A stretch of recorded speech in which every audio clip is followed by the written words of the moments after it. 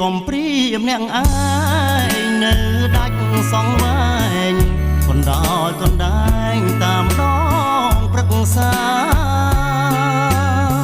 ក្បែរស្ទឹងទឹកហូរកាត់ដងសែងឡាហាំងចេញវាចាអង្វរខ្ញុំថាកុំដាច់អាឡ័យ